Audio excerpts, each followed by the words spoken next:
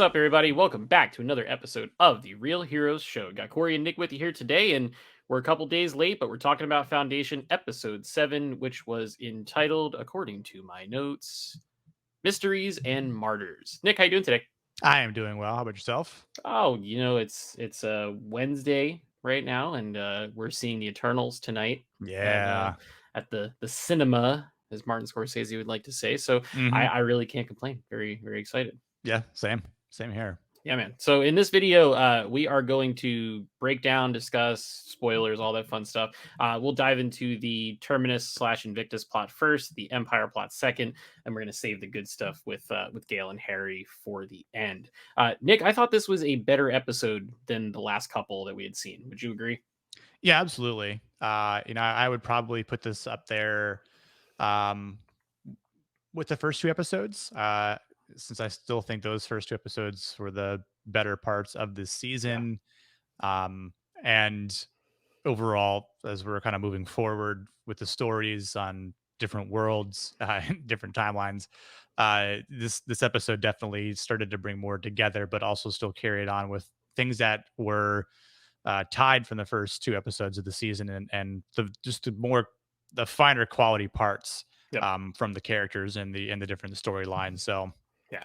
Those first two episodes completely hooked me yeah, same when the here. show first came out. And then we're like, oh, that's it. Okay. Next episode is okay. Yeah. Okay, next one is all right. Good points here, there, and then that was kind of like the format. And then Yep. this got better, which hmm was like kind of like last week where the stuff on Terminus was we rated very low, but the stuff happening with Empire, we were like, oh my god, that was the best part of It's the really episode. good. Yeah. So this was the same, but better than last week.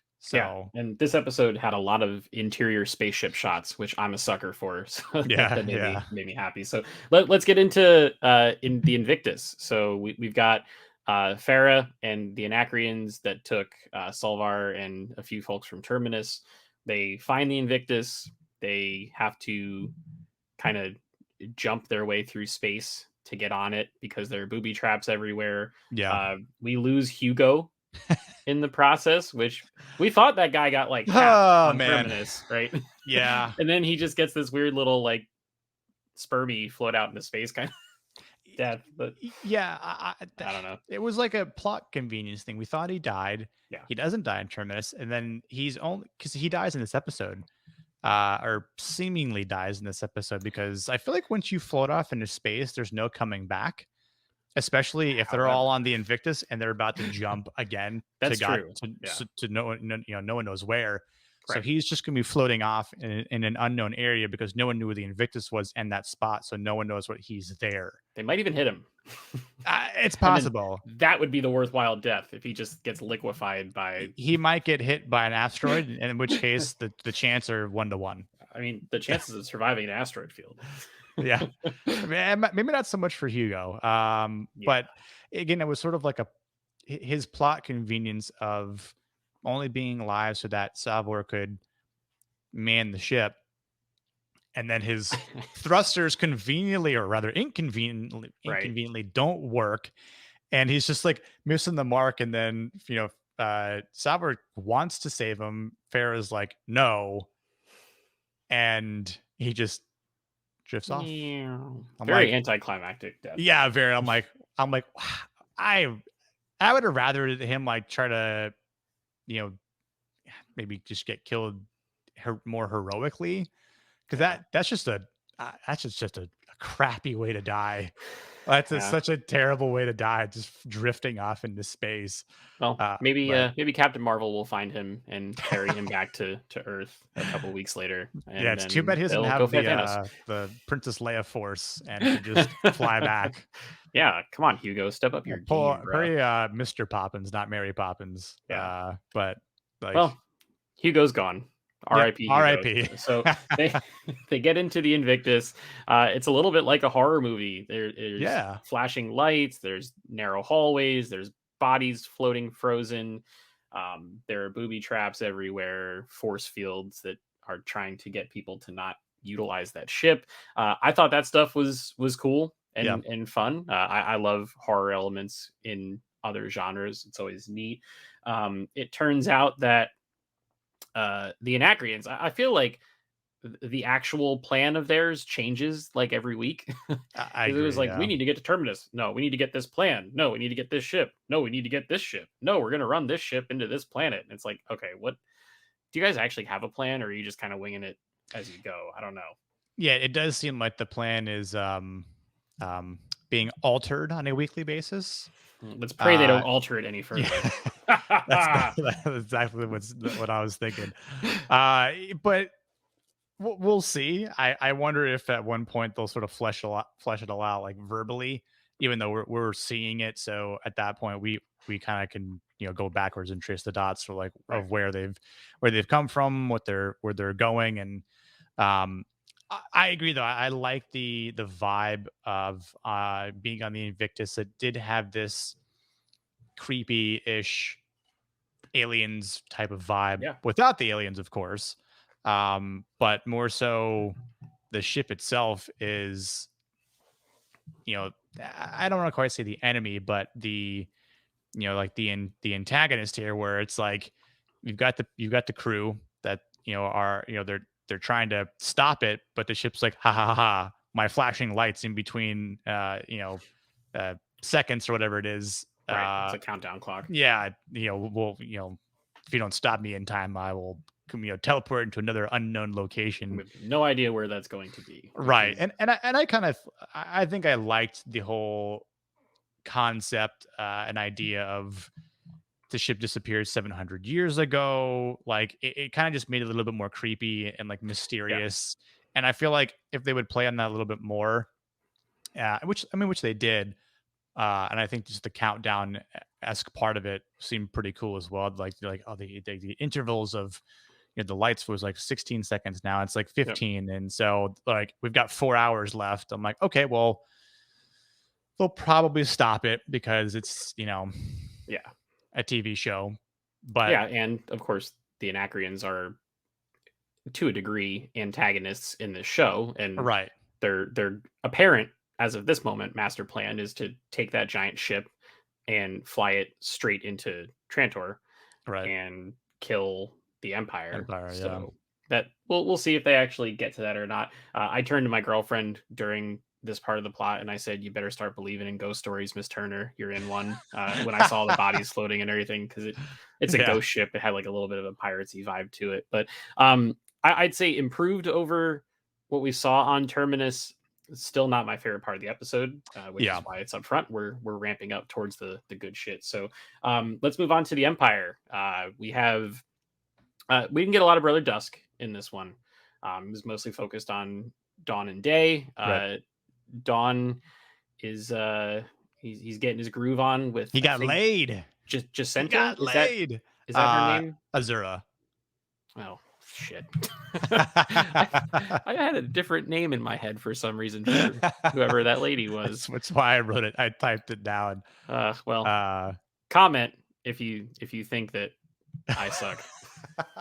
it's okay. We Like, still got it right. just like this video and subscribe. Okay. Hey, you know what? At the end of the day, 12,000 years into the future, a bra unclasps the exact same way that it does today. Yeah. And that's what I took out Some of things this. never change, Some things never change. No, it's reproduction stays interesting the though, same. because Dawn is letting her in a little bit, Yep. Very and he close. doesn't have a lot of people that he can talk to about all of the things that he's noticing that makes him different from all of the predecessors that he's had, all the different Cleons. Like the way that he clasps his hands is right over left instead of left over right, or whatever Yeah. they say. And just like every little tiny nuance about how food he likes or doesn't like and all that, he's clearly different. And I think that's a major plot point for the show moving forward, and they're Yeah. starting to really cement that, which is cool. He took her into that weird little area where they have like Empire clone backups. It's like their little backblaze system.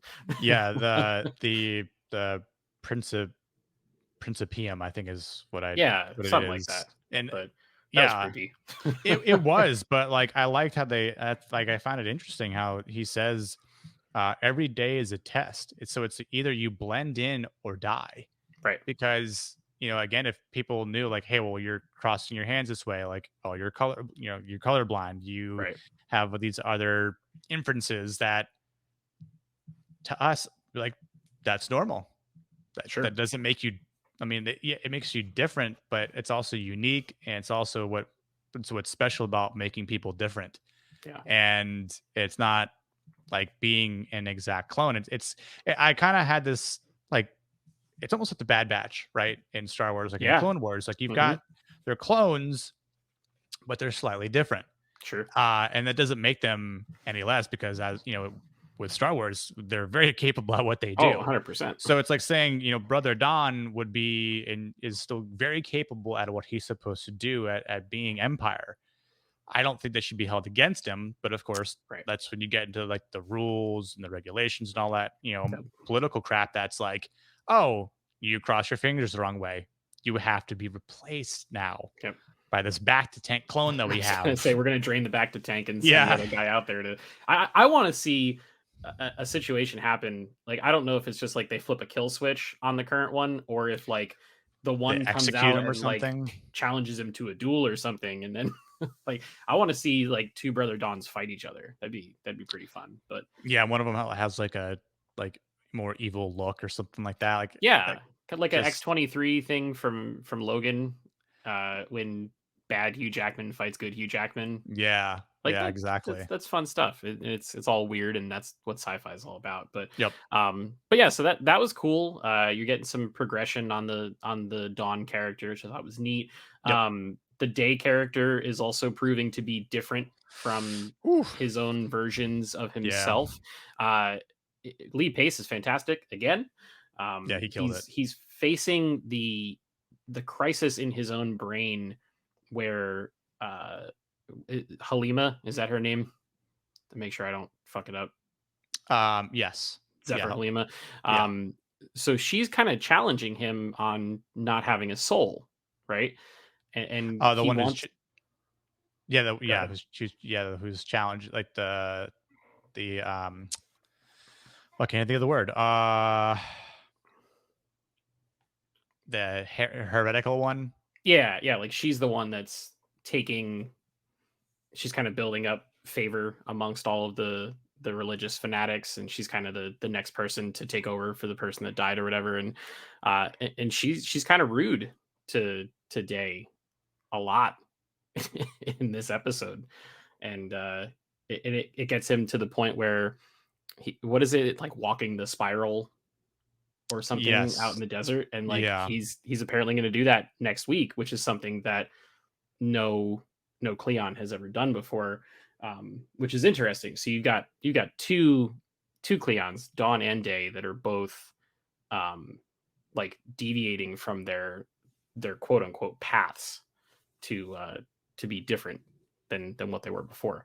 Um, so I'm curious to see where that goes. I'm not sure uh, where that path will take them, and I'm curious to see if Brother Day can even survive that walk, because it looked like a whole bunch of people got pretty fucked up from walking it. yeah. I was kind of just reading some of the things I jotted down too, which I loved all those scenes because then you've got where I love that part too, where brother, Empire, Lee Pace is talking with oh god, I can't think of their name, the android, Demerzel, Demerzel, yeah, I got one right. yeah, Yes. and he asks her a question and she deflects Hmm. about, 'cause she didn't directly say that she wanted to kneel or didn't want to kneel, right? And it's like, my loyalty is to the Empire. And it's like, no, no, no, no, no, no, no, no, no, no. I didn't ask about your loyalty. I asked, did or didn't you want to kneel? Hmm. It's like, so I was kind of thinking about that. And part of me thinks that she actually wanted to kneel, not because of the, uh, the like the perspective of how it would seem for her if she didn't kneel, but at the same time, like from the previous episode, when we at the end when we see her kneeling, like Hmm. the camera's like looking up at Lee Pace, and he's just like, He's in disbelief, right? "What?" Yeah. Like, like, not like, how dare you do that, but like, I can't believe That you you would would. do that. Right. Yeah, and, the optics, I think what she was kinda saying, like, that's why she didn't wanna Hmm. go. He was like, Right. "No, you're going." So, I wonder if that I'm wondering if he's wondering if it backfired based on his decision to bring her, Hmm. right? Yeah. Um, but it's like, she's saying loyalty doesn't matter, but I think it does, because I don't think she would outwardly, betray him to any extent, Right. because she talks about like her programming. He questions her programming about all this, but Hmm. I was saying like she can still be loyal and still want to kneel based on her justifications, which is what Yep. she does. Yeah. Uh, and the other interesting part where we get the ask when Lee Pace is like, or Brother Day is like, "What would you ask of me?" End the genetic dynasty. Yeah. That's like Like, that's what. a big ask, Hmm. like, you're basically saying, so all the Cleons, right? The first, like, the Principian that we know now of what that consists of, you want all that to just get flushed down the toilet, Yep. and then this cycle of dusk, day, and dawn, once that ends, so once dawn is done, Yep. let that be it, and then let whomever else that would essentially take over as the next empire could be a completely different person, right? And Yeah. probably would be at that point. Uh, or maybe if Dawn, obviously, and Azura reproduced and she gave birth, is that basically like the Snow, like Jon Snow, right? Like that's the Right. Yeah. bastard that would technically have like the rightful heir to the throne. And he'd have an umbilical cord, which none of them have. Yeah. So he'd So have a belly button. again, and I wonder if that would end up happening. And it's like, I wonder if that rumor would get out to uh the Zephyrs, and they go, see, it's possible, and this is who should Hmm. be Empire. And then maybe this is what starts like this could be totally wrong, but it's just the kind Oh, of thought totally. of like, Day finds out that Dawn did this, Dusk finds out maybe more so that, and he's the one that's more um he wants to sort of persecute him for doing that, Sure. because it's like, that's not what we do. You misstepped, you failed the test. Yeah. Now this bastard child, and you have to pay the consequences. Yep. um but maybe something happens again, like with Brother Day, that's like, maybe this is a good thing. I don't know, or Yeah. he could be like, no, you got to go, bud, sorry. But Yeah. It's uh fascinating because, like, at the beginning of the show, all three of those characters, Dawn, Dusk, and Day, were all like 100% on the same page. And now it feels like all three of them are kind of off doing their own thing, serving their own best interests. And that will probably inevitably lead to conflict between them. yeah, and I have a good transition here. Ooh, I love So transitions. you know how, right, by walking the spiral, he wants to prove the Zephyrs wrong. I think Hmm. he wants to also prove Dermazel wrong, but he also wants to prove Harry wrong, Oh, because does he Harry ever? Seldon predicted that uh, exortion from one of the galaxy's major religions. Hmm. So if he fails, what does that mean? Yep. If he can't walk that spiral and then just like says like, now beam me up, Scotty, like I can't do this, then they go, hey, you're not fit, Right. or this is the fall that Harry predicted. Yep. And so you're gonna just have to keep going with the actual spiraling of maths. Math Spiral, the Maths. series. And speaking of maths, about um things that have also come into predictions, and what we finally know more of was when Harry gets to talk more, becomes computerized with Gaal Yeah, on the ship. which was delightfully creepy, and it was Yeah. great to have Jared Harris back in Yes. more than just like a Little quick blip. flashback scene or a blip here Yeah. on the radar or whatever. But him being able to kind of move around the room and sneak up behind her while they're having conversation was fun. The fact that he kind of laid out the plan Yeah. as it was supposed to be, Yeah. and then how it all ended up deviating, and with Raish knowing what was supposed to happen and all that, Harry clearly had a plan, and Gail was supposed to go lead the first foundation, Yeah. and she was like, and he said something like, "If you're not there, they're not going to survive." And now we're seeing the Anacreans have gotten to Terminus. They've roughed the place up a bit. They took a bunch of their leadership off planet. Like, Harry was right. So it's an interesting little dichotomy they got there. They're going to Harry's home world, Yeah. which I'm very curious to see if and when we finally land there, what the reception will be like. Like, can hologram Harry leave that ship? I don't know. Gale is obviously alive, but right now it's under the assumption that Gale and Raish were together and Raish killed Harry. So how will Harry's people react to that? I think there's a lot of fun mystery there that Yeah. unfurl, which is always good. Yeah, because even once Harry hears it from Gil that, oh yeah, Raish is dead, they executed him into space. So uh that's that. Yep. And Rip. yeah, so again, it's one of those questions about people on his planet. They're gonna be like, we'll accept AI Harry, and just like he's like Cortana from Halo.